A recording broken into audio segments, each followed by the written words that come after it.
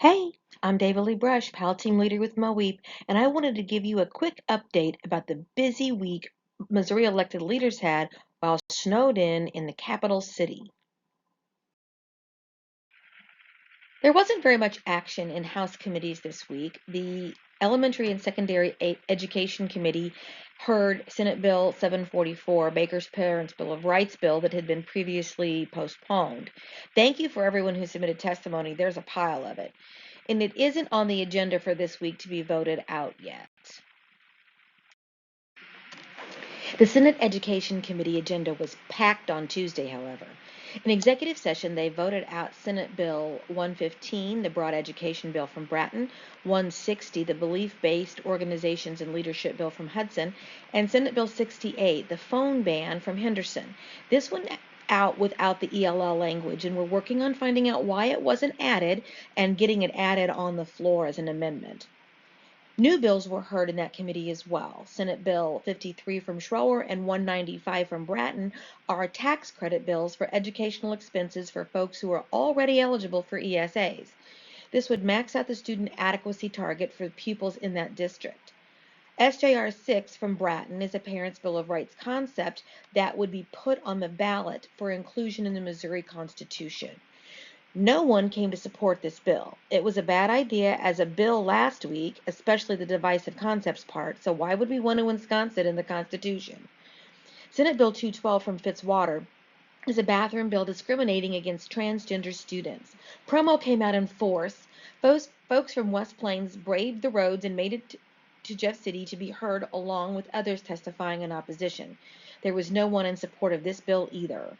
On Wednesday, the Committee on Jurisprudence heard Senate Bill 295 from Bratton, criminalizing drag performances for people under 18 years of age.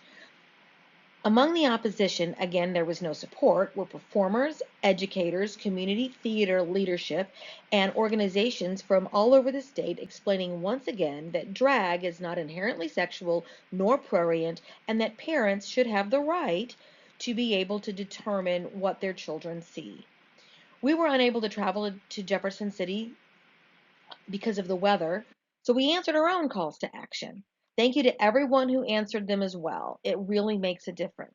We had an omission last week. Last Thursday, Family, Seniors, and Health Committee voted out the 3 anti-transgender bills they heard on Tuesday of last week. Those were Senate Bills 26 and 75 from Moon and Hudson, respectively, that removed the sunset bans on transgender health care, and Schnelting's Bill 76 that changes the definition of sex. We apologize for that omission.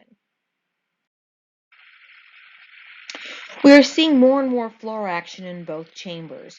Bills are starting to cross over, which means that the House has voted bills over to the Senate for review, and the Senate has voted bills over to the House.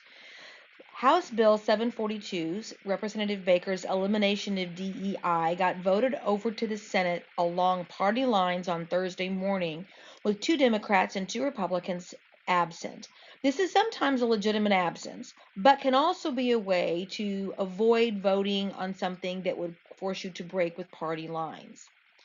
It immediately received a first read in the Senate and can be assigned to a committee as early as Monday evening.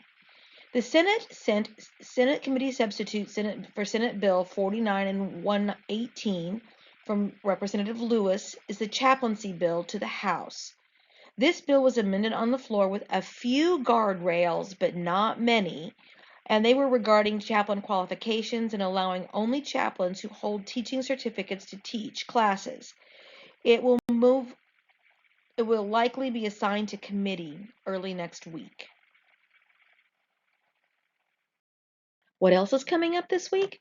Well, in House committees, the Elementary and Secondary Education Committee will meet on Wednesday and hear House Bill 1238, a non-resident school bill, an open enrollment bill by Haley, and 1287, a Parents' Bill of Rights bill by Lewis.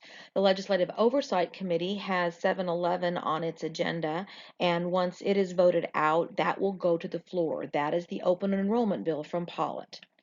In Senate committees, the Fiscal Oversight Committee has Senate Substitute number 2 for Senate Bill 10 by Huff, which is a huge bill containing a lot of the elimination of a lot of sunsets, including those on gender care and transathlete bans. If it's voted out, it will come to the floor pretty quickly.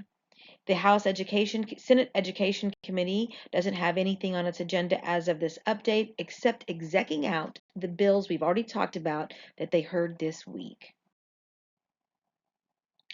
Check out the House and Senate websites for more information or reach out to us with questions at dlb@missouriequity.com. As always, rest, focus, and hydrate. We need you. But more importantly, keep answering our calls to action. Stay involved, stay informed, keep that pressure up. We thank you for everything that you have done and everything you will continue to do.